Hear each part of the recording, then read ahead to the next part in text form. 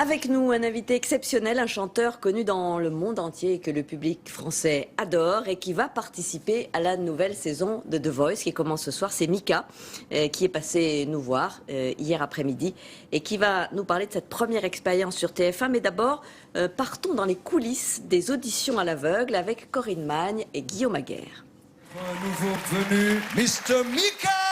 Le petit grand dernier est formidable. Il a commencé très tôt, à 10 ans, il était déjà dans les spectacles. Donc il a fait toute son étude classique, après il est parti dans la pop. Et là tu fais, ah merde, il a pas de défaut celui-là, il va falloir trouver, attendre, on va attendre un peu.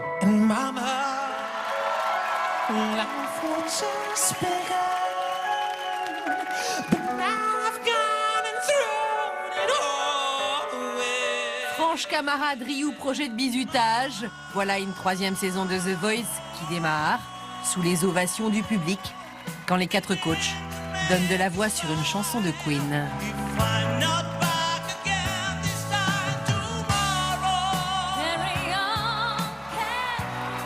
Quelle chanson difficile! C'est pour ça que j'avais la track. Non, mais j'ai jamais chanté une chanson de Queen. Entouré de Jennifer Garou et Florent Pagny, le nouveau coach, loin d'être intimidé, n'hésite pas à froisser le costume, quoique. Le secret, c'est que le velours, ça se froisse pas. Et donc, pour la télé, c'est parfait. Les yeux plissés, le rictus de l'étonnement sur le visage. Quand les auditions à l'aveugle démarrent, The Voice tient ses promesses. La moisson est bonne. Oui, non, ça chante bien. Et de toute façon, ça tient que là-dessus. Figure de la première moisson, Louis Delors aussi viendra chanter un titre de son album. Je suis avec toi. Depuis le premier jour où je l'ai entendu chanter sur le plateau ici, sur les auditions à l'aveugle, c'est pas toujours le cas, mais là, tout de suite, j'ai eu hâte d'entendre son album. Tout n'est pas encore dit, mais en coulisses, on a vu passer quelques pépites.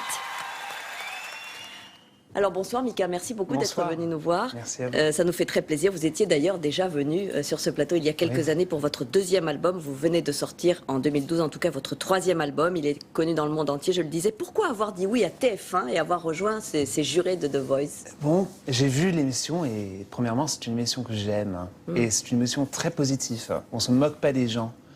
Il y a un niveau général et ensuite on choisit parce qu'on est en train de chercher chacun quelque chose de particulier. Mais aussi, je me suis lancé dans l'aventure. Je me suis dit que, premièrement, j'avais peur de la télé depuis très longtemps. Je me souviens même quand je suis venu ici la première fois, il y a 3 ans, c'était comme... j'avais peur même de bouger, j'avais peur de respirer parce que la télé, toujours, ça me rend très nerveux. Et je me suis dit, pourquoi pas? Pourquoi pas faire de la télé dans le milieu de la musique où je me sens à l'aise? Qui est votre milieu, votre métier, votre profession. Et c'est drôle parce que ça fait des semaines maintenant qu'on prépare le show, qu'on enregistre toutes les auditions à l'aveugle. Et finalement, maintenant, ça commence. Alors c'est comme si cette petite fête secrète qui se passe de 5h jusqu'à 3h du matin tous les soirs, finalement devient publique. Alors comment ça s'est passé justement avec ces jurés qui eux ont déjà l'habitude de l'émission? Est-ce qu'ils ne vous ont pas un peu chahuté, un peu bizuté, j'allais dire? Ils m'ont bizuté un peu, mais c'était tout. Ça n'a pas duré longtemps. En fait, je dois vraiment dire que je me sens comme si j'ai vraiment beaucoup de chance. Premièrement, de faire partie de cette belle équipe et aussi d'être entouré par des collègues comme eux. Ils sont immensement chaleureux, ils sont très drôles, et ils n'ont pas peur de dire des choses. Et ils m'ont aidé beaucoup. Ils m'aident, ils continuent à m'aider. Alors Mika, qu'est-ce que vous recherchez dans une voix au fond? Est-ce que c'est la personnalité? Est-ce que c'est le timbre? Est-ce que c'est la sincérité? C'est un peu un mélange de tout. Premièrement, j'ai pas trop d'attentes. Il faut garder il faut pas trop penser, je veux seulement cette sorte de voix. Il faut juste se dire, je vais me laisser être transporté. Je cherche quelqu'un qui peut communiquer une histoire, qui a quelque chose à dire, une émotion à le dire.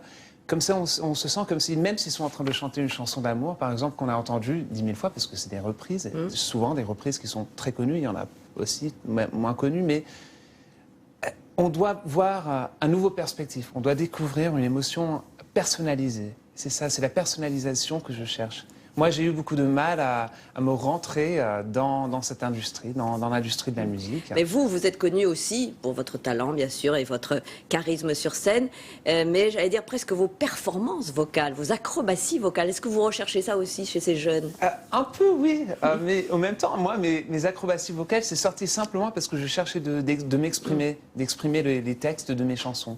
Et donc, j'ai juste chanté comme ça. Je pensais que jamais que c'était bizarre ou que c'était difficile. C'était juste, pour moi, c'était le théâtre de la chanson. C'était le théâtre de la performance. Simplement parce que je jouais au piano et je chantais au même temps. Et mon piano est terrible. Et donc, je devais utiliser ma voix parce que mon thème piano était terrible. Et il est toujours terrible. Alors, j'utilise ma voix.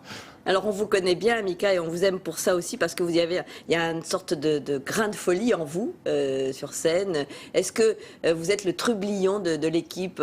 On vous a un peu aperçu dans le sujet. Non, mais en fait, c'est pas juste parce qu'ils sont tous comme ça. Ils sont tous comme ça. Alors... Jennifer, elle me taquine énormément. Garou, c'est le bad boy de toutes les émissions.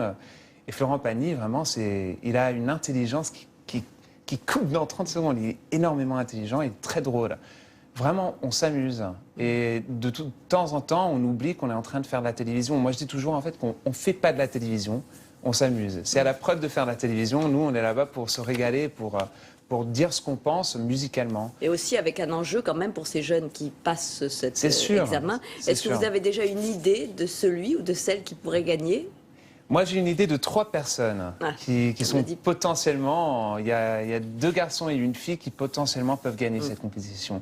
Malheureusement, il y en a 2 qui ne sont pas dans mon équipe et je suis super jaloux. Et donc, bon, on verra. On verra, mais c'est sûr que la compétition est chaude. Parce que c'était avec des gens, il y a une particulièrement, je n'avais pas appuyé pour elle. Et maintenant, je pense qu'elle a vraiment le potentiel pour gagner. Mais aussi, il y en a un ou 2 qui sont dans mon équipe qui sont très forts aussi. Alors ils sont tous forts. Ouais, on va suivre ça avec passion, évidemment. Merci beaucoup, Mika, d'être passé nous voir. On vous retrouve évidemment juste après ce journal avec Jennifer Garou et Florent Pagny pour la suite. Et puis, ça sera ensuite, évidemment, en direct, cette émission. Ça sera... on croise les doigts. Merci infiniment, Mika.